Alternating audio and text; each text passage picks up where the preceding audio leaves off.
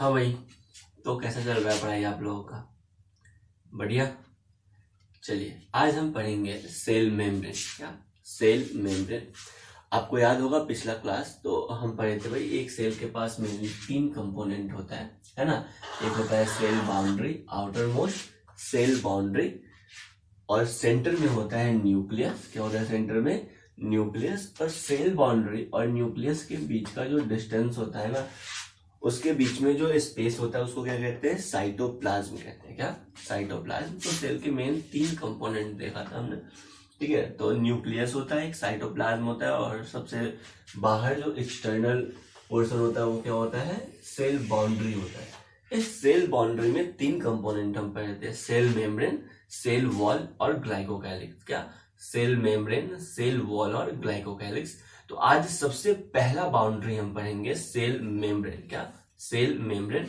ये जो cell membrane है ना, ये ऑल टाइप्स ऑफ सेल में प्रेजेंट होता है, चाहे प्रोकैरियोटिक हो या फिर यूकैरियोटिक सेल हो, है ना। सेल कोई सा भी हो, बैक्टीरिया का सेल हो या फिर प्लांट का सेल हो या फिर एनिमल का सेल हो, सारे सेल में प्रेजेंट होता है क्या? Cell membrane. क्या होता है? Cell membrane. ये cell membrane thin, delicate, elastic, selectively permeable living boundary होता है। क्या होता है?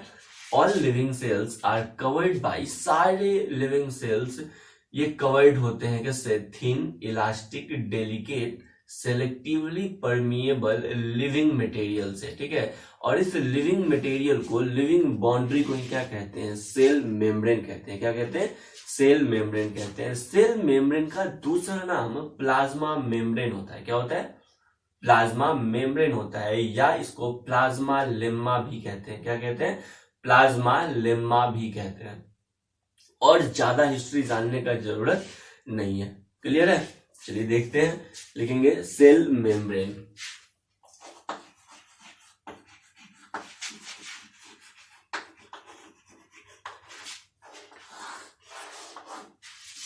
तो लिखेंगे सेल मेम्ब्रेन क्या होता है? All living cells are covered by, all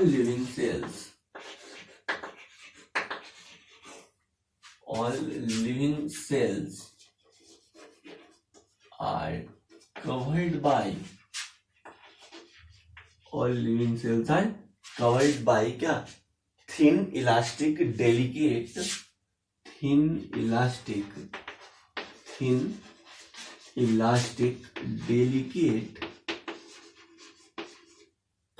all living cells are covered by thin, elastic, delicate, selectively permeable living boundary. Selectively permeable living boundary। हाँ भाई, सेल मेम्ब्रेन क्या होता है? All living cells are covered by thin, elastic, delicate, selectively permeable living boundary, which is called cell membrane or plasma membrane or plasma lemma, which is called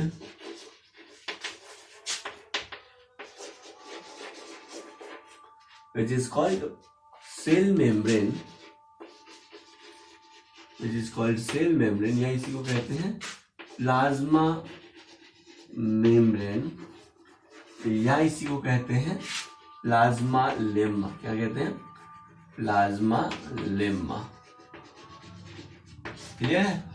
तो ये अब बस आप नाम याद रखिएगा, सेल मेम्ब्रेन, प्लाज्मा मेम्ब्रेन, या इसी को क्या कहते हैं? प्लाज्मा लेम्मा कहते हैं। अब देखो भाई, अब हम इसके अल्ट्रा स्ट्रक्चर को पढ़ेंगे। क्या? अल्ट्रा स्ट्रक्चर को पढ़ेंगे। सुनना, देखना, समझना, पढ़ने वाले क्या है। ये है मेरा, मान लेते हैं, सेल मेम्ब्रेन या प्लाज्मा मेम्ब्रेन, और ये क्या है? Nuclear membrane. ये हो गया न्यूक्लियस, और इस दोनों के बीच के डिस्टेंस को क्या कहते हैं? साइटोप्लाज्म कहते हैं। लेकिन हम पढ़ रहे हैं सेल बाउंड्री, और सेल बाउंड्री में भी ये आउटर बाउंड्री प्लाज्मा मेम्ब्रेन, या इसी को कहते हैं सेल मेम्ब्रेन। क्लियर? तो अगर हम इसके अल्ट्रा स्ट्रक्चर को देखते हैं, मतलब इसको हम जूम करके देखते हैं, ठीक है, इसको मैग्नीफाई करके देखते हैं, तो इसका स्ट्रक्चर कैसा दिखाई देगा। प्लाज्मा मेम्ब्रेन के स्ट्रक्चर के लिए डिफरेंट साइंटिस्ट का डिफरेंट क्या था? अपना कॉन्सेप्ट था, थ्योरी था। जैसे डेविसन एंड डेनिनी ने एक अलग कॉन्सेप्ट दिया, रॉबर्टसन ने एक अलग कॉन्सेप्ट दिया, लेकिन ये सब कॉन्सेप्ट क्या हो गया, फेल हो गए। तो इसको पढ़ने से कोई फायदा नहीं है ना, सीट में वो दिया होगा, आप उसको पढ़ लीजिएगा, लेकिन हम फिर बोल रहे हैं पढ़ने से कोई फायदा नहीं है। क्वेश्चन पिछले लगभग 15 साल से इस पे नहीं आया है, तो आने वाले समय में भी नहीं आएगा। जो अभी रिसेंट मॉडल चल रहा है कि भाई प्लाज्मा मेम्ब्रेन कैसा होता है, वो मॉडल है फ्लूइड मोज़ेक मॉडल, और हम वही पढ़ेंगे डिटेल में। क्या पढ़ेंगे? Fluid mosaic model. एक बार फिर से मेरे साथ बोलेंगे। तो रिसेंट मॉडल चल रहा है जो प्लाज्मा मेम्ब्रेन को एक्सप्लेन करने के लिए, प्लाज्मा मेम्ब्रेन है कैसा, ठीक है। तो प्लाज्मा मेम्ब्रेन का जो रिसेंट मॉडल है वो क्या है? Fluid mosaic model. क्या है? फ्लूइड मोज़ेक मॉडल जो दिया गया था, कौन दिया था? सिंगर्ड एंड निकोलसन ने दिया था। क्या कौन दिया? सिंगर्ड एंड निकोलसन ने दिए। कब दिए? 1972 में दिए। कब? 1972 में दिए। क्लियर है? तो फ्लूइड मोज़ेक मॉडल ये रिसेंट मॉडल है प्लाज्मा मेम्ब्रेन को समझने के लिए, और कौन दिया था? सिंगर्ड एंड निकोलसन ने। कौन? सिंगर्ड एंड निकोलसन ने। कब? 1972 में। इसका डेट इंपॉर्टेंट है। क्लियर? तो आप डेट भी याद रखेंगे, जैसे सारे वायरस में जो साइंटिस्ट मिले थे उसका डेट याद रखना इंपॉर्टेंट था, वैसे ही इसका डेट रखना, याद रखना भी इंपॉर्टेंट है। कब? 1972, 1972 में। ठीक है, तो देखते हैं प्लाज्मा मेम्ब्रेन को एक्सप्लेन करने के लिए कौन सा model? Fluid mosaic model. Fluid mosaic model. और फ्लूइड मोज़ेक मॉडल कौन दिया? सिंगर्ड एंड निकोलसन ने दिया। किन्होंने दिया? सिंगर्ड एंड निकोलसन ने। Fluid mosaic model by Singer and Nicolson. कौन? Singer and Nicolson. कब? 1972 में। कब दिया? 1972 में। तो सिंगर्ड एंड निकोलसन ने ये मॉडल दिया 1972 में। क्लियर है? फ्लूइड मोज़ेक मॉडल, ये मॉडल क्या कहता है? ठीक है, सबसे पहले इस मॉडल के बारे में लिखेंगे फर्स्ट पॉइंट में, this is latest and most widely accepted model for structure of a plasma membrane. क्या? दिस इज, फर्स्ट पॉइंट में लिखेंगे, this is most accepted model, this is most accepted model, this is most accepted model and widely accepted model, and widely accepted model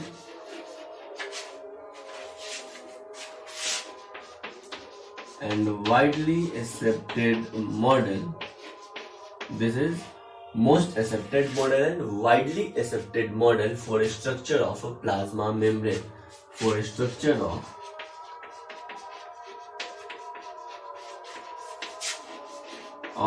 plasma membrane, for structure of plasma membrane। Clear है? तो plasma membrane के structure को समझने के लिए most accepted and widely accepted model जो है वो क्या है? Fluid mosaic model. ये मॉडल क्या कहता है? ये मॉडल कहता है कि भाई लिपिड बाइलेयर में, क्या? लिपिड बाइलेयर में जो प्रोटीन होता है वो अरेंज होता है मोज़ेक के जैसे। कैसे? मोज़ेक के जैसे। ठीक है, यानी रैंडम मैनर में प्रोटीन के जो मॉलिक्यूल होते हैं वो लिपिड बाइलेयर में अरेंज्ड होते हैं। यहाँ पे जो फ्लूइड क्या कहा गया है ना, ये फ्लूइड को कंपेयर किया गया है किससे? लिपिड से। किससे? लिपिड से। और ये जो मोज़ेक है, ये मोज़ेक को कंपेयर किया गया है किससे? प्रोटीन से। किससे? प्रोटीन से। तो फ्लूइड मोज़ेक मॉडल का कहना है कि भाई ये लिपिड बाइलेयर होता है, लिपिड में मेनली फॉस्फोलिपिड होता है। क्या होता है भाई? फॉस्फोलिपिड होता है। तो ये लिपिड बाइलेयर में जो प्रोटीन होते हैं ना, ये फॉस्फोलिपिड, लिपिड बाइलेयर कहने का मतलब क्या है? फॉस्फोलिपिड। ठीक है, इस फॉस्फोलिपिड में जो प्रोटीन होता है वो एज अ मोज़ेक क्या करता है? मूवमेंट करता रहता है। क्या करता है भाई? मोज़ेक के जैसा ये मूवमेंट करता रहता है। तो वैसे एक्चुअल में जो प्लाज्मा मेम्ब्रेन का स्ट्रक्चर होता है वो ऐसा होता है। ये किसका कहना है? सिंगर्ड एंड निकोलसन का कहना है। क्लियर है? तो चलिए देखते हैं इसको।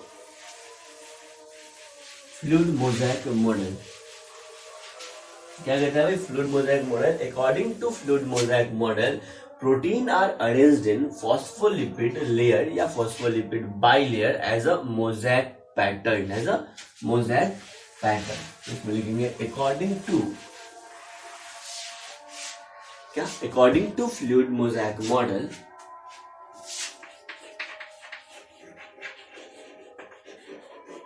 according to fluid mosaic model,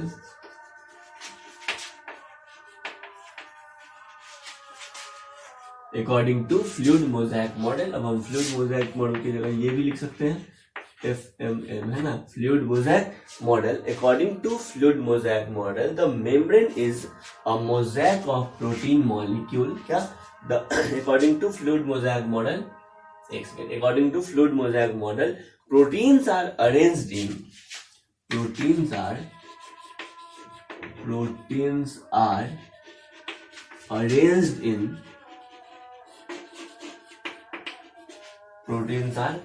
in, proteins are arranged in phospholipid bilayer as a mosaic pattern, phospholipid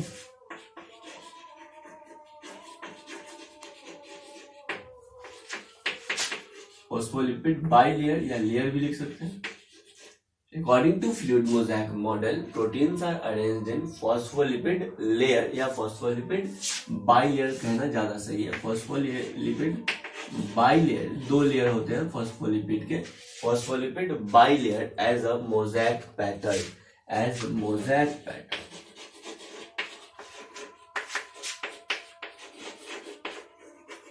clear, as mosaic pattern. Clear, सुनना भाई बात को एक बार फिर से। ये मॉडल क्या कहता है कि प्रोटीन जो होता है वो फॉस्फोलिपिड बाइलेयर में मोज़ैक पैटर्न में अरेंज होता है। कैसे अरेंज होता है? मोज़ैक पैटर्न में अरेंज होता है। कहने का मतलब है फॉस्फोलिपिड का कंटिन्यूअस लेयर होता है। क्या? फॉस्फोलिपिड का कंटिन्यूअस लेयर होता है और इस फॉस्फोलिपिड के लेयर में, इस फॉस्फोलिपिड के लेयर में मोज़ैक पैटर्न में कहीं कहीं रैंडमली क्या अरेंज होता है? क्या अरेंज होता है? प्रोटीन अरेंज होता है। क्या? प्रोटीन अरेंज होता है। चलिए इसके स्ट्रक्चर को देखते हैं, अल्ट्रा स्ट्रक्चर को देखते हैं। एक्चुअल में हम देख किसको रहे हैं, आपके पास इमेजिनेशन होना चाहिए। ये हो गया मेरा प्लाज्मा मेम्ब्रेन, ये न्यूक्लियस। अब ये छोटा सा प्लाज्मा मेम्ब्रेन का टुकड़ा है, इसको काट के जूम करके देख रहे हैं। क्या? इसको अगर कट करते हैं, इसको जूम करते हैं, यानी मैग्नीफाई कर रहे हैं, तो इसको मैग्नीफाई करके हम देख रहे हैं। क्लियर?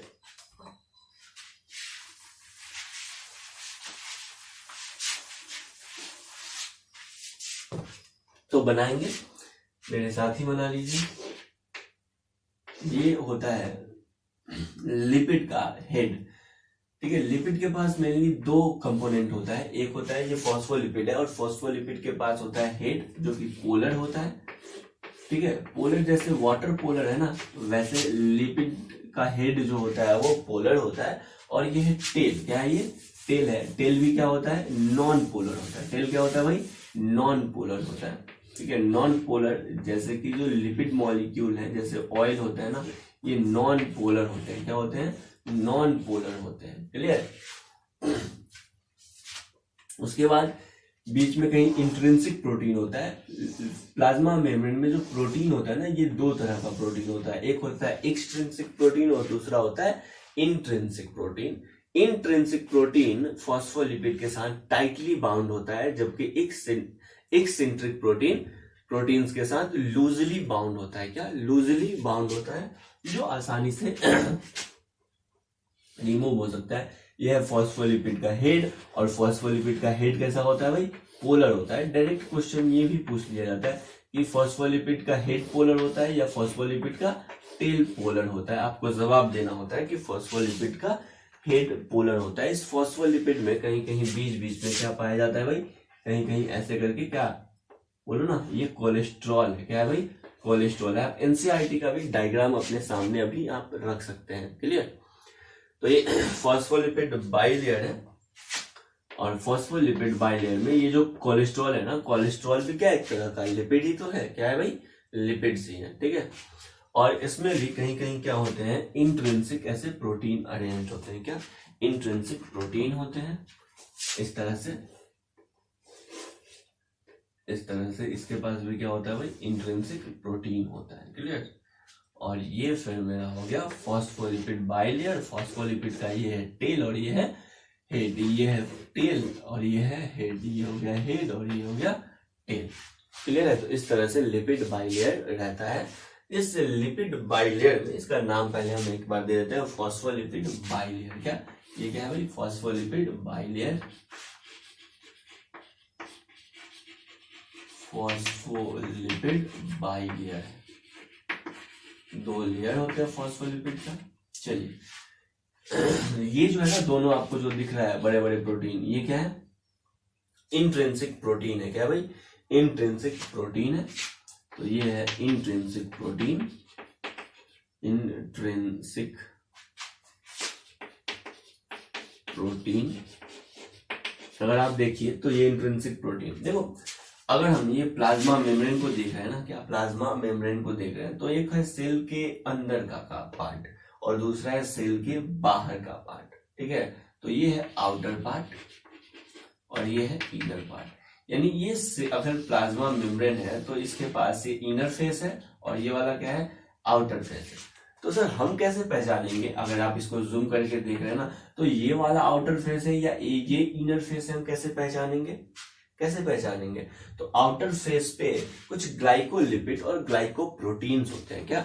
आउटर फेस पे कुछ ग्लाइकोलिपिड और ग्लाइकोप्रोटीन होते हैं। ये रिसेप्टर्स का काम करते हैं। किसका काम करते हैं? रिसेप्टर्स का काम करते हैं। देखो अगर सेल है और इसके बगल में दूसरा सेल है, इसके बगल में तीसरा सेल है, तो इस प्लाज्मा मेम्ब्रेन के पास क्या होता है? कुछ रिसेप्टर्स होता है। ठीक है? जब जूम करके देखेंगे तो अभी दिखेगा थोड़ी देर में। ये रिसेप्टर्स ग्लाइकोलिपिड या ग्लाइकोप्रोटीन्स के बने होते हैं। ठीक है? आखिर सेल को पता कैसे चलेगा कि हमको जो, मान लो कि कोई आयंस है या कोई मॉलिक्यूल्स है, ठीक है, इसमें कोई आयंस का नंबर ज्यादा है और इसमें कोई आयन का नंबर क्या है? कम है। ठीक है? जैसे आपके घर चीनी कम हो जाता है कभी और मेहमान आ जाते हैं तो दूसरे से मांग लेते हैं ना इमरजेंसी के केस में, वैसे ही यहाँ पे अगर इस सेल में आयंस का क्या हो जाएगा? कमी हो जाएगा, तो ये अपने पड़ोसी सेल से क्या करेगा? कुछ आयन ले लेगा। ठीक है? तो कैसे पता चलेगा कि भाई ये हमको जो आयंस है या डिफरेंट मॉलिक्यूल्स हैं या कोई एलिमेंट है हमको कोई पड़ोसी सेल दे सकता है? तो रिसेप्टर्स तो होने चाहिए ना। तो वैसे ही रिसेप्टर्स प्रेजेंट होता है आउटर फेस के पास। तो ये हो गया, मान लेते हैं सेल मेम्ब्रेन का आउटर सरफेस और ये हो गया सेल मेम्ब्रेन का इनर सरफेस। इनर सरफेस के पास किसी भी तरह का रिसेप्टर्स नहीं होता है। ठीक है? यानी ग्लाइकोप्रोटीन और ग्लाइकोलिपिड्स नहीं होता है। तो ये हो गया मेरा इनर फेस। क्या हो गया? Inner face. क्लियर? अब देखो भाई, ये जैसे लिपिड से जो कनेक्टेड है एक ब्रांच चैन, ठीक है, लिपिड से अगर ब्रांचिंग कनेक्टेड है ना, तो वो ब्रांचिंग क्या है? ग्लाइकोलिपिड है। क्या है? ग्लाइकोलिपिड है। ये आप याद रख सकते हैं, क्या है? ग्लाइकोलिपिड है। आपको बस इंट्रिंसिक प्रोटीन दिखाई दे रहा है, ये भी क्या है? Intrinsic protein. ये भी दोनों क्या है? इंट्रिंसिक प्रोटीन है।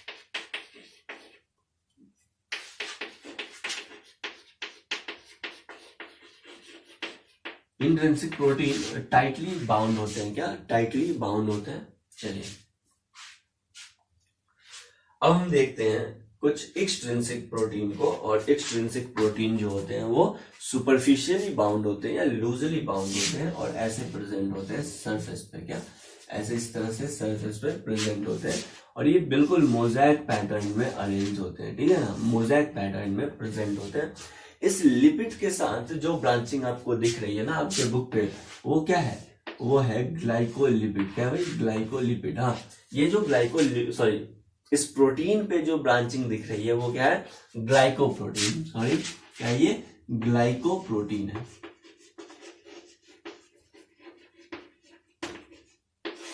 क्या है? ग्लाइकोप्रोटीन है। क्लियर? तो ये सब है कुछ ग्लाइकोप्रोटीन और है कुछ ग्लाइकोलिपिड्स। और ये जो पिंक वाला आपको दिखाई दे रहा है ये क्या है? ये है कोलेस्टेरॉल। क्या है? कोलेस्टेरॉल। कोलेस्टेरॉल का क्या फंक्शन है? तो सर कोलेस्टेरॉल क्या करता है? प्लाज्मा मेम्ब्रेन के स्ट्रक्चर को मेंटेन रखने में हेल्प करता है। कोलेस्टेरॉल क्या करता है? प्लाज्मा मेम्ब्रेन के स्ट्रक्चर को मेंटेन रखने में हेल्प करता है। क्लियर है? कुछ छूट तो नहीं गया?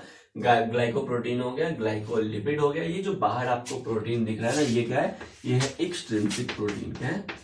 Extrinsic protein. क्लियर? क्या है? एक्सट्रिंसिक प्रोटीन है। और प्लाज्मा मेम्ब्रेन का जो थिकनेस होता है वो कितना होता है? 75 एंगस्ट्रॉम होता है। कितना होता है?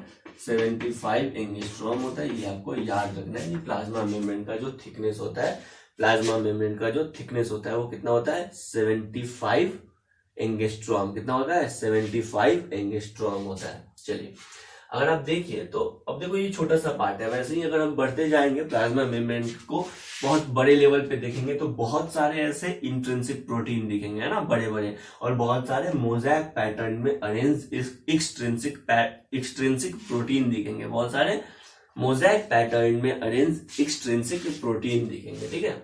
और आउटर सरफेस पे क्या होता है? ग्लाइकोलिपिड और ग्लाइकोप्रोटीन होता है।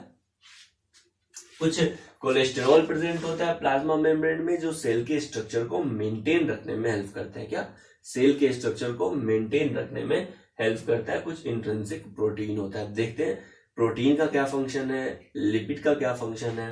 दूसरा बात भाई, इस लिपिड के पास मेनली दो कंपोनेंट होते हैं। एक होता है लिपिड का हेड और दूसरा होता है लिपिड का टेल, है ना। इसको डिटेल में आगे पढ़ रहे हैं अभी थोड़ी देर में। आते हैं यहाँ पे, अगर आप इंट्रिंसिक प्रोटीन को देखिए तो इंट्रिंसिक प्रोटीन मिलके क्या बनाया? एक पोर बनाया है। दिख रहा है आपको? ये एक पोर बनाया है। ऐसा लग रहा है कि ये पोर से आसानी से मटेरियल अंदर से बाहर जा सकता है या फिर बाहर से अंदर आ सकता है। क्लियर? क्या? बाहर से अंदर जा सकता है और अंदर से बाहर आ सकता है। अभी देखो हम डेफिनेशन जब देखें ना सेल मेम्ब्रेन का, तो हम क्या बोले कि सेल मेम्ब्रेन क्या होता है भाई? Thin elastic delicate selectively permeable living boundary होता है। क्या? सेलेक्टिवली परमिएबल लिविंग बाउंड्री होता है। सेलेक्टिवली परमिएबल कहने का मतलब है कि ये इंटेलिजेंट मेम्ब्रेन है, ये लिविंग मेम्ब्रेन है। मतलब सेल के अंदर वही मटेरियल जाएगा जिसको सेल का क्या होगा? रिक्वायरमेंट होगा, जिसको सेल का रिक्वायरमेंट होगा। क्यों? क्योंकि ये सेलेक्टिवली परमिएबल मेम्ब्रेन है। वही मॉलिक्यूल जाएगा जिसको, वही आयन जाएगा जो सेल के लिए रिक्वायर्ड होगा, और सेल से बाहर वही आएगा जो सेल के पास क्या होगा? एक्स्ट्रा होगा। क्यों? क्योंकि ये सेलेक्टिवली परमिएबल मेम्ब्रेन है। तो जाने आने के लिए जो रास्ता चाहिए वो क्या है? ये पोर है। क्या है? ये पोर है। और ये पोर का फॉर्मेशन कैसे हो रहा है? कैसे हो रहा है? कैसे हो रहा है? बोलो ना। इंट्रिंसिक प्रोटीन से हो रहा है। कैसे हो रहा है? इंट्रिंसिक प्रोटीन से। क्या सर सिर्फ पोर से होकर ही मटेरियल आएंगे? नहीं, जरूरी नहीं है, ठीक है। जो इस लिपिड बाइलेयर से नहीं जा पाएगा, जो इस लिपिड बाइलेयर से आसानी से नहीं जा पाएगा, वो किससे जाएगा? वो इस पोर से होके जाएगा। किससे जाएगा? इस पोर से होकर जाएगा। देखते हैं कि कौन सा मॉलिक्यूल लिपिड बाइलेयर से आसानी से चला जाता है और कौन सा मॉलिक्यूल लिपिड बाइलेयर को आसानी से पार नहीं कर पाता है, ठीक है। देखिए जो लिपिड होते हैं ना, लिपिड आपको पता है लाइक डिसॉल्व लाइक, लिपिड्स में लिपिड आसानी से डिसॉल्व हो जाएगा, ठीक है। तो इस लिपिड बाइलेयर से पास कर जाएगा आसानी से लिपिड्स। तो लिपिड्स क्या होंगे? पोलर या नॉन पोलर मॉलिक्यूल। लिपिड्स क्या होते हैं? पोलर या नॉन पोलर मॉलिक्यूल। तो लिपिड्स होते हैं नॉन पोलर मॉलिक्यूल। क्या होते हैं भाई? नॉन पोलर मॉलिक्यूल्स, ठीक है। तो वो आसानी से क्या हो जाते हैं? प्लाज्मा मेम्ब्रेन से चले जाते हैं। जैसे लिपिड्स को पास करना होगा तो ये लिपिड बाइलेयर से आसानी से आ जाएगा। लेकिन वाटर को अगर क्रॉस करना होगा, वाटर क्या हो गया? Polar molecule. वाटर क्या हो गया? Polar molecule. जैसे ही वाटर यहाँ पे आएगा तो वो लिपिड को क्रॉस नहीं कर पाएगा, ठीक है। तो वाटर मॉलिक्यूल पोलर मॉलिक्यूल को पास करने के लिए हमको जरूरत पड़ता है किसका? इंट्रिंसिक प्रोटीन का। कुछ प्रोटीन चैनल्स का जरूरत पड़ता है। उस प्रोटीन चैनल से होके उस प्रोटीन चैनल से होके नॉन पोलर मॉलिक्यूल पास कर, नॉन पोलर नहीं, उस इंट्रिंसिक प्रोटीन से होके, उस चैनल से होके पोलर मॉलिक्यूल पास करते हैं। क्या? पोलर मॉलिक्यूल पास करते हैं, ये याद रखेंगे। चलिए तो यहां पे लिखेंगे ये जो पोर बना है ना, पोर, ठीक है, ये पोर किससे बना है? इंट्रिंसिक प्रोटीन से। तो लिखेंगे pore formed by integral protein या intrinsic protein. Pore formed by intrinsic protein. क्या? इंट्रिंसिक प्रोटीन, ठीक है, या इंटीग्रल प्रोटीन। तो ये स्ट्रक्चर आपसे क्वेश्चन एग्जाम में पूछा जा सकता है, ठीक है। डायग्राम दे देगा, ग्लाइकोलिपिड ग्लाइकोप्रोटीन पे क्या करेगा? ABCD लिख देगा, ठीक है। ये दोनों फॉस्फोलिपिड है। दोनों क्या भाई? फॉस्फोलिपिड है। ये फॉस्फोलिपिड है।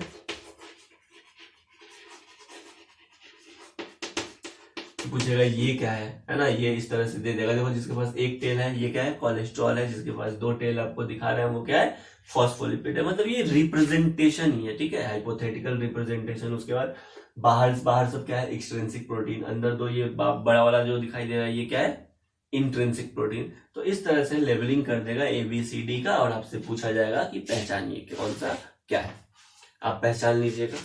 चलिए बहुत बढ़िया। अब हम देखते हैं आगे कि भाई परसेंटेज देखते हैं ना, कि प्रोटीन का परसेंटेज कितना होता है और लिपिड का परसेंटेज कितना होता है। क्या प्रोटीन का परसेंटेज कितना होता है और लिपिड का परसेंटेज कितना होता है, क्लियर। देखना भाई, एनसीईआरटी में जो डाटा दिया हुआ है वो इरिथ्रोसाइट, ह्यूमन इरिथ्रोसाइट मेम्ब्रेन का दिया हुआ है, मतलब आरबीसी के मेम्ब्रेन का दिया हुआ है। क्या आरबीसी के मेम्ब्रेन का दिया हुआ है। देखो सेल कोई भी हो, ठीक है, क्या सेल कोई सा भी हो, उसका प्लाज्मा मेम्ब्रेन का कंपोजिशन सेम होता है, चाहे बैक्टीरियल सेल का प्लाज्मा मेम्ब्रेन बोले, या प्लांट सेल का प्लाज्मा मेम्ब्रेन बोले, या एनिमल सेल का प्लाज्मा मेम्ब्रेन बोले, ठीक है। सबका केमिकल कंपोजिशन सबके लिए, सबका मॉडल सेम होता है ना, क्योंकि मानना है कि जो भी प्लाज्मा मेम्ब्रेन सेल के पास है, सब सेल के पास प्लाज्मा मेम्ब्रेन कैसा है, फ्लूइड मोज़ेक मॉडल के जैसा है। कैसा है, फ्लूइड मोज़ेक मॉडल के जैसा है। तो एनसीईआरटी में जो डाटा दिया हुआ वो ह्यूमन आरबीसी का दिया हुआ है। आरबीसी को कहते हैं इरिथ्रोसाइट। क्या कहते हैं, इरिथ्रोसाइट। तो ह्यूमन आरबीसी का दिया हुआ है। कहना है कि भाई इस प्लाज्मा मेम्ब्रेन में ह्यूमन आरबीसी के अगर कंपोजिशन को देखते हैं तो प्रोटीन जो है ना, प्रोटीन क्या प्रोटीन है वो कितना परसेंट होता है, 52% होता है। क्या प्रोटीन 52% होता है। याद रखना है कि प्रोटीन ज्यादा होता है। क्या प्रोटीन ज्यादा होता है। प्रोटीन कितना होता है, 52% होता है। और लिपिड कितना होता है, बोलो ना, लिपिड होता है 40%। क्या लिपिड होता है 40%। बाकी परसेंटेज में कोलेस्ट्रॉल आ जाएगा। लिपिड मतलब फॉस्फोलिपिड। फॉस्फोलिपिड कितना होता है, 40%। और प्रोटीन कितना होता है, 52%। याद कैसे रहेगा, आपको बस एक चीज याद रखना है कि लिपिड और प्रोटीन में ज्यादा कौन होता है, ज्यादा कौन होता है, प्रोटीन ज्यादा होता है, ठीक है।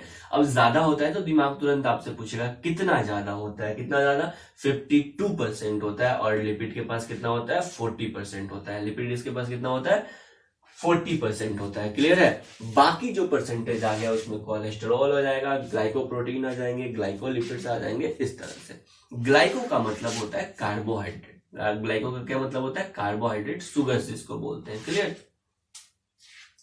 अब हम आ जाते हैं, ये हो गया केमिकल कंपोजिशन। और केमिकल कंपोजिशन से भी हमेशा क्वेश्चन पूछा जाता है, ठीक है।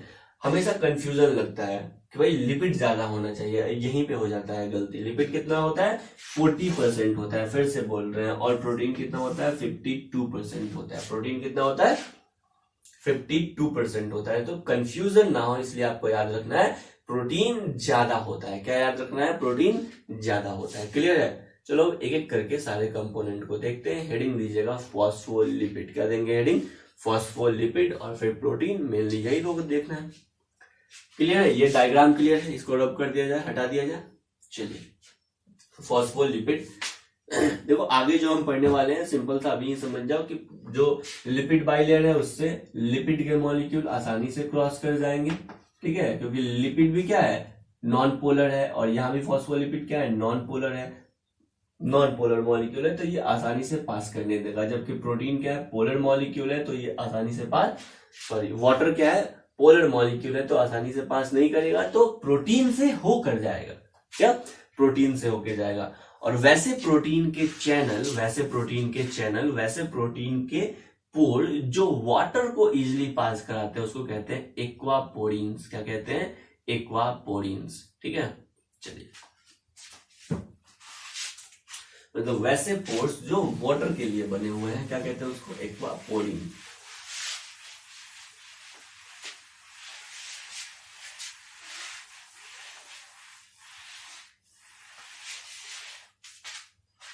हाँ भाई, तो हेडिंग दीजिएगा फॉस्फोलिपिड। क्या फॉस्फोलिपिड।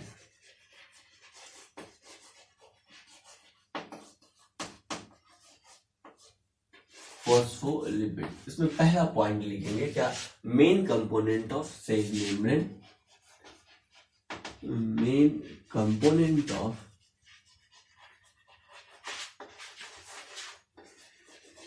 सेल मेम्ब्रेन ये मेन कंपोनेंट है, क्योंकि अगर ये नहीं रहेगा, लिपिड ही नहीं रहेगा, तो जो प्रोटीन अरेंज है मोज़ेक पैटर्न में वो कहाँ अरेंज होगा, ठीक है। तो फॉस्फोलिपिड क्या है भाई, मेन कंपोनेंट है सेल मेम्ब्रेन का। इस फॉस्फोलिपिड के पास एक होता है पोलर हेड, क्या होता है ये, पोलर हेड, और दूसरा होता है नॉन पोलर टेल, क्या होता है, non polar tail. Polar head होता है, ठीक है। पोलर हेड कहने का मतलब है, या पोलर रीजन कहने का मतलब, जैसे वाटर क्या है, पोलर रीजन है, ठीक है। मतलब इस पे OH माइनस और H प्लस क्या होता है, चार्ज होता है, डिफरेंट डिफरेंट पोलरिटी होती है, तो उसको बोलते हैं पोलर मॉलिक्यूल, क्या कहते हैं, पोलर मॉलिक्यूल। वैसे ही फॉस्फोलिपिड का जो हेड होता है वो पोलर होता है, और जो टेल होता है वो नॉन पोलर होता है, क्या होता है, नॉन पोलर होता है, क्या होता है भाई, नॉन पोलर होता है, तो इसको कहते हैं नॉन पोलर टेल।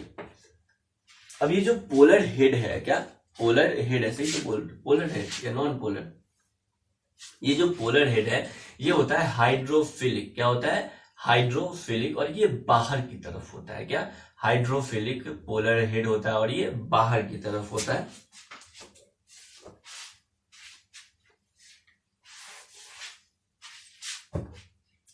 तो पोलर हेड और पोलर वाटर मॉलिक्यूल है ना, तो ये पोलर होता है, तो ये हाइड्रोफिलिक होता है, क्या होता है, हाइड्रोफिलिक होता है, मतलब वाटर लविंग इसको कहते हैं, हाइड्रोफिलिक होता है, ठीक है। और हाइड्रोफिलिक का मतलब क्या होता है, हाइड्रोफिलिक का मतलब होता है वाटर लविंग, और ये हाइड्रोफिलिक होता है पोलर हेड, और ये आउटसाइड तो होता है, यानी प्लाज्मा मेम्ब्रेन में ये आउटसाइड होता है या इनसाइड होता है, अभी तो देखिए कैसा होता है, आउटसाइड होता है या इनसाइड होता है, आउटसाइड होता है। इनसाइड क्या होता है, नॉन पोलर टेल होता है, इनसाइड क्या होता है, नॉन पोलर टेल होता है, क्लियर।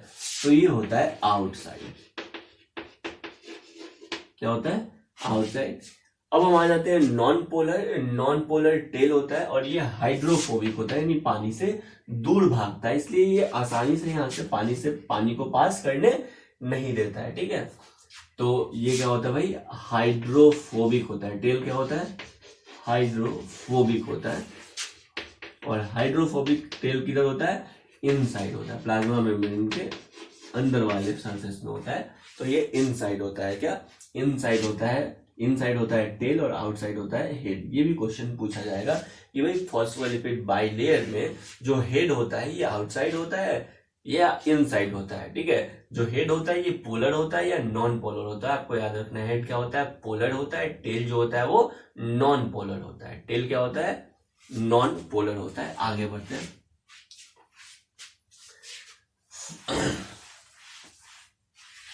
फॉस्फोलिपिड क्या, फॉस्फोलिपिड मेम्ब्रेन को क्या करता है, फ्लूइडिटी प्रोवाइड करता है, क्या, फ्लूइडिटी प्रोवाइड करता है। जो फ्लेक्सिबिलिटी है वो किसके कारण है, प्लाज्मा मेम्ब्रेन का जो फ्लेक्सिबिलिटी, अभी तो बोले कि प्लाज्मा मेम्ब्रेन कैसा होता है, थिन, डेलिकेट, इलास्टिक, यानी फ्लेक्सिबल, है ना।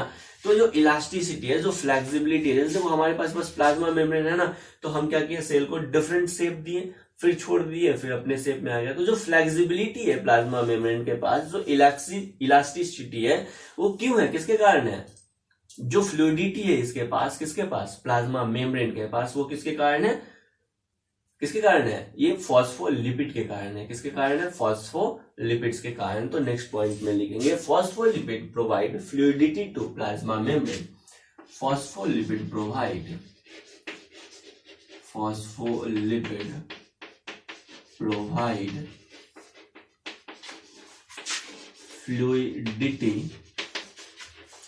टू प्लाज्मा मेम्ब्रेन, है ना, इसको प्राइम मिनिस्टर मत समझ जाइएगा, क्या है ये, प्लाज्मा मेम्ब्रेन लिख रहे हैं, क्या, प्लाज्मा मेम्ब्रेन। बिकॉज फॉस्फोलिपिड, ये जो फॉस्फोलिपिड है ना, ये अनसैचुरेटेड फैटी एसिड से मिलकर बना हुआ है, क्या, सैचुरेटेड नहीं, अनसैचुरेटेड फैटी एसिड से। जैसे आपके पास घर में जो घी है वो सैचुरेटेड फैटी एसिड है, कोलेस्टेरॉल है ये सैचुरेटेड फैटी एसिड है, लेकिन जो रिफाइंड ऑयल है, जो सरसों का तेल है, मस्टर्ड ऑयल है, वो क्या है, अनसैचुरेटेड फैटी एसिड है। और तुमको पता है कि अनसैचुरेटेड फैटी एसिड हमेशा फ्लूइड नेचर का होता है या क्वासी फ्लूइड नेचर का होता है, पानी के जैसा तो नहीं, पानी से थोड़ा सा गाढ़ा होता है, यानी क्वासी फ्लूइड नेचर का होता है। तो प्लाज्मा मेम्ब्रेन का भी जो नेचर होता है वो क्वासी फ्लूइड नेचर का होता है, और ये क्वासी फ्लूइड नेचर किसके कारण है, लिपिड्स के कारण है। कौन सा? फॉस्फोलिपिड के कारण है। क्लियर? तो phospholipid provide fluidity to plasma membrane because phospholipid are rich in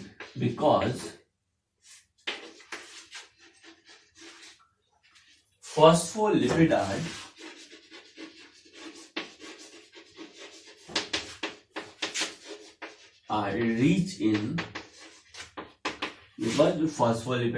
rich in क्या? Unsaturated fatty acid. क्या? अनसैचुरेटेड फैटी एसिड किसका बना होता है भाई? अनसैचुरेटेड फैटी एसिड का बना होता है because phospholipid are rich in unsaturated fatty acid which are liquid in nature, which are liquid in nature, which are liquid in nature। ठीक है, नेक्स्ट पॉइंट में लिखेंगे, एनसीईआरटी का बात है क्या? The quasi fluid nature of lipid. अब देखो इस लिपिड नेचर के, लिक्विड नेचर के कारण या क्वासी फ्लूइड नेचर के कारण ये जो प्रोटीन है ना, प्रोटीन ये फ्लिप फ्लॉप मूवमेंट करते हैं। क्या करते हैं भाई? प्रोटीन जो है वो फ्लिप फ्लॉप मूवमेंट या ओवरऑल मूवमेंट करते हैं। क्या? ओवरऑल मूवमेंट करते हैं।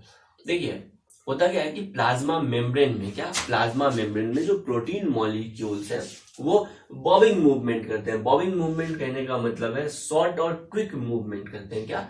शॉर्ट एंड क्विक मूवमेंट करते हैं। ठीक है, देखो एक और डेफिनेशन होता है प्लाज्मा मेम्ब्रेन का, वो आपको बताते हैं। एक पहले फॉस्फोलिपिड के बारे में यहाँ पे लिख लीजिए आप। ठीक है, उसके बाद हम बताते हैं आपको एक चीज। लिखेंगे पहले the quasi fluid nature, the quasi fluid nature of phospholipid, the quasi fluid nature of a phospholipid enable a lateral movement of protein, enable lateral movement of protein, enable lateral movement of protein। The quasi fluid nature of phospholipid enable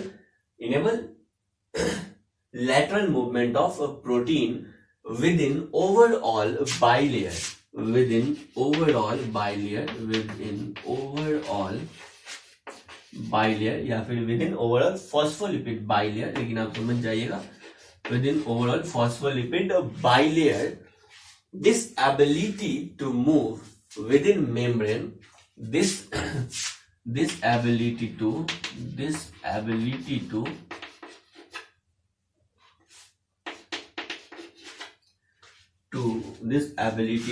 move within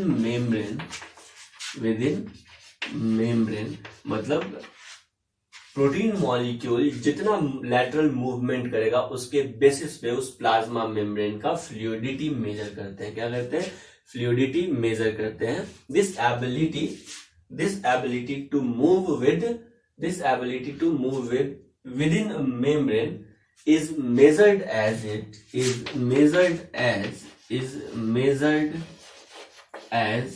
its fluidity। यानी प्लाज्मा मेम्ब्रेन जो है ना, उसमें जो phospholipid है वो कितना फ्लूइड नेचर का है, इसका मेजरमेंट कैसे करते हैं? प्रोटीन कितना लैटरल मूवमेंट करता है। क्या? प्रोटीन कितना लैटरल मूवमेंट करता है उसके बेसिस पे। चलिए तो देखते हैं एक और डेफिनेशन जो अपना बनाया गया है, ये समझ में आ गया आपको? देखो भाई, अभी देखिए फ्लूइड मोज़ेक मॉडल में क्या था कि लिपिड बाइलेयर होता है, और इस लिपिड बाइलेयर में ये जो प्रोटीन मॉलिक्यूल होते हैं ना, इंट्रिंसिक प्रोटीन और एक्सट्रिंसिक प्रोटीन, ये क्या करते हैं? फ्लिप फ्लॉप मूवमेंट या फिर बॉबिंग मूवमेंट करते हैं। क्या? ये हो गया इंट्रिंसिक प्रोटीन, और ये क्या है फिर से मेरा? ये है फॉस्फोलिपिड। ये टेल हो गया जो अंदर की तरफ होता है, और ये जो हेड है ये बाहर की तरफ होता है। क्लियर? और इसके पास होता है क्या? बोलो ना, ऐसे ऐसे क्या होता है? ये एक्सट्रिंसिक प्रोटीन होता है। क्या? एक्सट्रिंसिक प्रोटीन होता है। ठीक है, फ्लूइड मोज़ेक मॉडल में प्रोटीन जो होता है वो लिपिड बाइलेयर में मोज़ेक पैटर्न में क्या होता है, अरेंज होता है, क्या मोज़ेक लाइक अरेंज होता है। और ये प्रोटीन बॉबिंग मूवमेंट करते हैं, क्या लिपिड बाइलेयर में क्या करते हैं, बॉबिंग मूवमेंट करते हैं। बॉबिंग मूवमेंट का कहने का मतलब है शॉर्ट क्विक मूवमेंट करते हैं, क्या शॉर्ट क्विक मूवमेंट करते हैं। जैसे कोई मटेरियल इसको ले जाना है अंदर से बाहर, ये बॉबिंग मूवमेंट करेगा। आपको पता है ये क्या है, बोलो ना, लिपिड बाइलेयर है, ये बॉबिंग मूवमेंट करेगा, तुरंत किसी आयंस को लेगा और तुरंत यहाँ पे जाएगा, मटेरियल को बाहर भेज देगा और फिर से ये अंदर आ जाएगा। आया समझ में? तो इसको बोलते हैं बॉबिंग मूवमेंट। बॉबिंग मूवमेंट क्या होता है, क्विक शॉर्ट मूवमेंट, क्या quick short movement up and down, quick short movement up and down. और quick short movement up and down कब होगा, जैसे मान लो किसी समुद्र में आइस तैर रहा है और वो जो आइस है ना ये बॉबिंग मूवमेंट करता रहता है, क्या बॉबिंग मूवमेंट करता रहता है। कहने का मतलब है थोड़ा अप एंड डाउन करता रहता है। क्लियर है? तो लिपिड बाइलेयर में ये जो प्रोटीन है ये बॉबिंग मूवमेंट करते हैं। जितना अधिक ये बॉबिंग मूवमेंट के लिए इनेबल होंगे, इस लिपिड का फ्लूइडिटी उसी से मेजर किया जाता है। ठीक है, कि प्रोटीन मॉलिक्यूल कितना ये बॉबिंग मूवमेंट करता है। मान लो कोई मटेरियल अंदर से बाहर लाना है, ये तुरंत बॉबिंग मूवमेंट करेगा।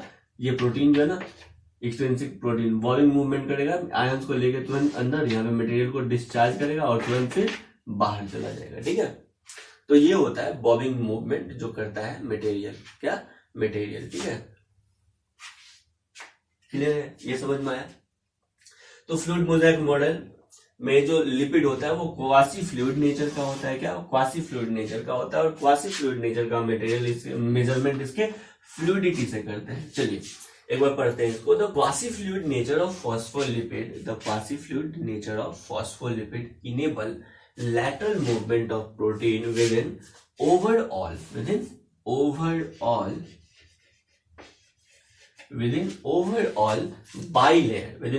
bilayer. This ability to move within membrane is measured at its fluidity. कहने का मतलब है कि भाई ये क्वासी फ्लूइड नेचर का जो फॉस्फोलिपिड होता है इसका मेजरमेंट हम करते हैं कि प्रोटीन कितना पूरे बाइलेयर में क्या कर रहा है, लैटरल मूवमेंट कर पाता है। उसके बेसिस पे इसका क्या करते हैं, बोलो ना, मेजरमेंट करते हैं, प्लाज्मा मेम्ब्रेन का फ्लूइडिटी मेजर करते हैं। क्लियर है? आगे कहता है कि कोलेस्टेरॉल है, आगे एक स्टेटमेंट है कि भाई ये जो कोलेस्टेरॉल था ना कहीं कहीं पे प्लाज्मा मेम्ब्रेन पे, क्या था भाई, कोलेस्टेरॉल था। ये कोलेस्टेरॉल का क्या फंक्शन है, तो ये कोलेस्टेरॉल क्या करता है, मेम्ब्रेन को स्टेबिलिटी प्रोवाइड करता है। क्या करता है, स्टेबिलिटी प्रोवाइड करता है। तो नेक्स्ट पॉइंट में लिखेंगे क्या, कोलेस्टेरॉल हेल्प इन, क्या कोलेस्टेरॉल हेल्प इन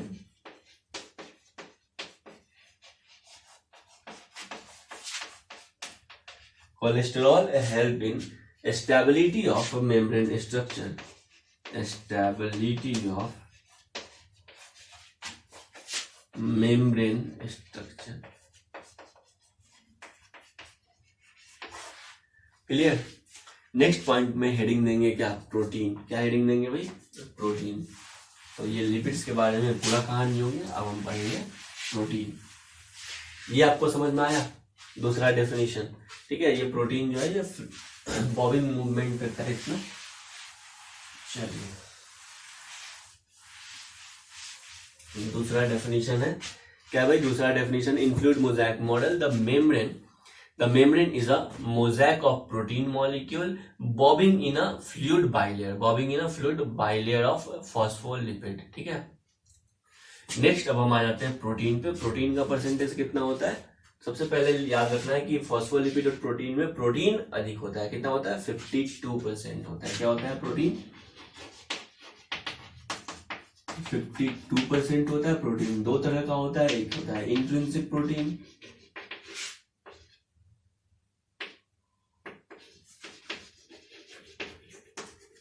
और दूसरा होता है एक्सट्रिंसिक प्रोटीन।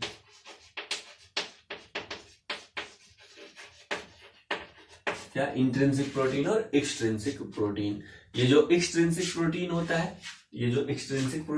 है, वो क्या होता है, इधर प्रेजेंट था ना और इधर प्रेजेंट था, यानी पेरीफेरी में प्रेजेंट था। क्या था, पेरीफेरी में प्रेजेंट था, इसलिए एक्सट्रिंसिक प्रोटीन का दूसरा नाम क्या होता है, पेरीफेरल प्रोटीन। क्या, पेरीफेरल प्रोटीन, क्या पेरीफेरल प्रोटीन होता है। क्या पेरिफेरल प्रोटीन होते हैं।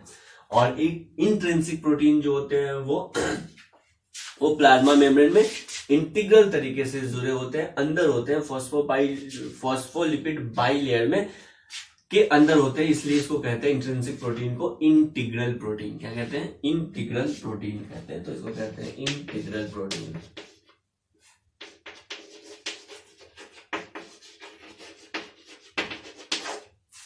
क्लियर है? क्या कहते हैं? इंटीग्रल प्रोटीन कहते हैं।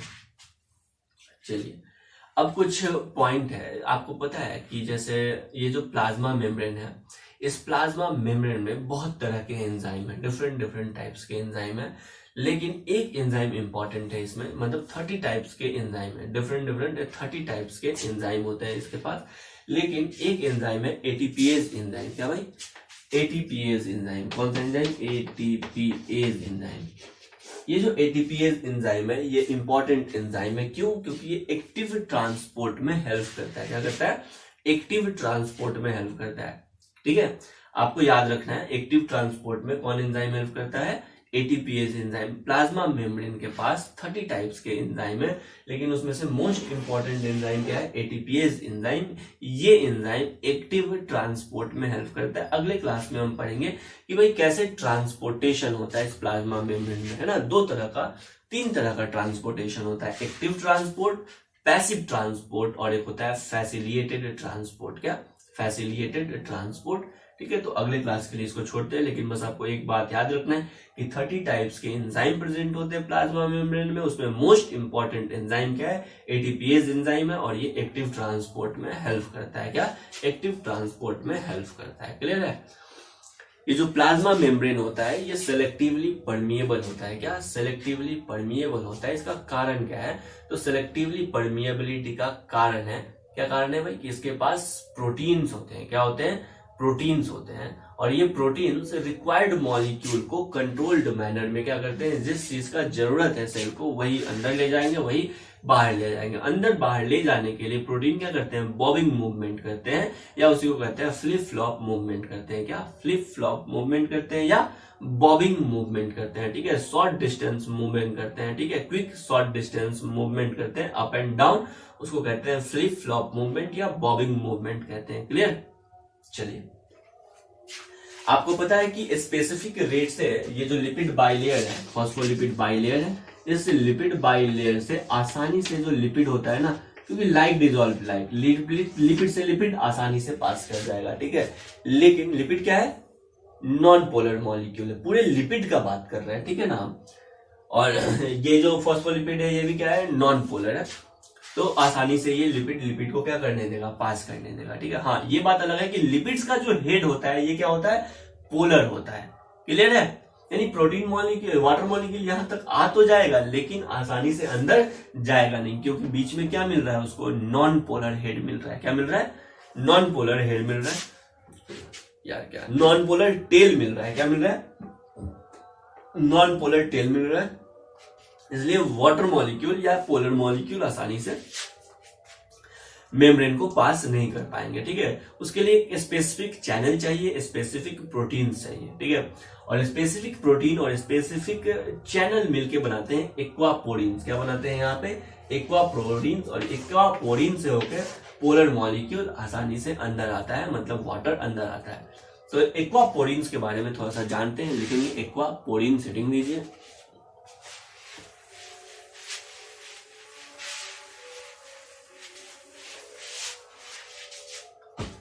ये तो पता चल गया कि भाई प्रोटीन लिपिड प्लाज्मा मेम्ब्रेन के पास क्या? प्लाज्मा मेम्ब्रेन के पास बहुत सारे स्पेसिफिक प्रोटीन होते हैं, और ये स्पेसिफिक प्रोटीन क्या? ट्रांसपोर्टेशन में हेल्प करते हैं। ठीक है, क्या? मॉलिक्यूल्स के ट्रांसपोर्टेशन में हेल्प करते हैं, ये याद रखना। ठीक है, चलिए अब आ जाते हैं हम aquaporins.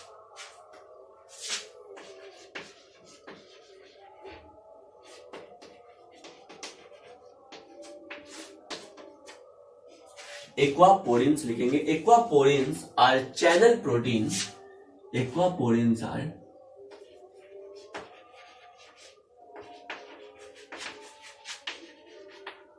Channel protein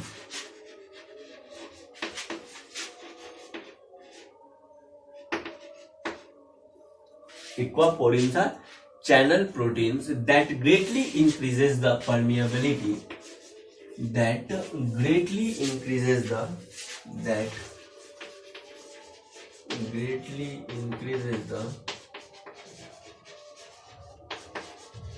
permeability, that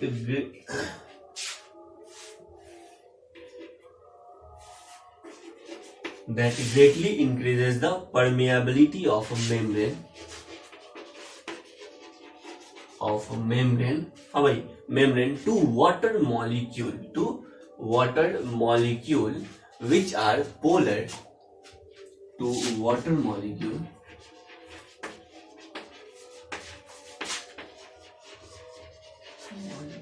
which are polar. वो क्या होता है भाई? पोलर होता है, which are polar and therefore do not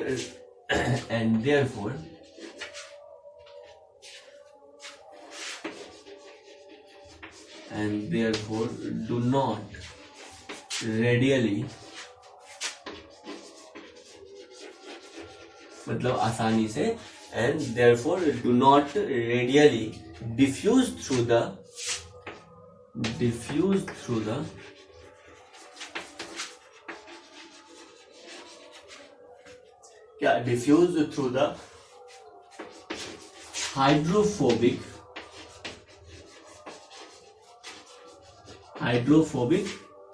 hydrophobic interior of the membrane, मतलब अंदर का जो पार्ट होता है ना हाइड्रोफोबिक, उसको आसानी से पार नहीं करेगा. Hydrophobic interior of the membrane. हाँ भाई, तो आज के लिए इतना ही. चलिए अगले क्लास में मिलते हैं. तब तक आपका होमवर्क है कि एनसीईआरटी को अच्छे से पढ़ना है, पूरे प्लाज्मा मेम्ब्रेन को. कोई भी बात अगर एनसीईआरटी में आपको नहीं समझ में आ रहा है तो आप उसको कमेंट सेक्शन में जरूर पूछिए. दूसरा चीज, एनसीईआरटी में अगर कुछ छूट गया, हम नहीं बता रहे हैं यहाँ पे, है ना, या फिर आपको समझ में नहीं आ रहा है एनसीईआरटी का कोई भी लाइन, तो आप जरूर पूछिए. ठीक है, हम बोलेंगे कि वो साथ ही साथ जो हम पढ़ चुके हैं पीछे, है ना, उसको आपको क्या करना है, रिवाइज करते रहना है. ठीक है, चलिए तो आज के लिए इतना ही. Thank you.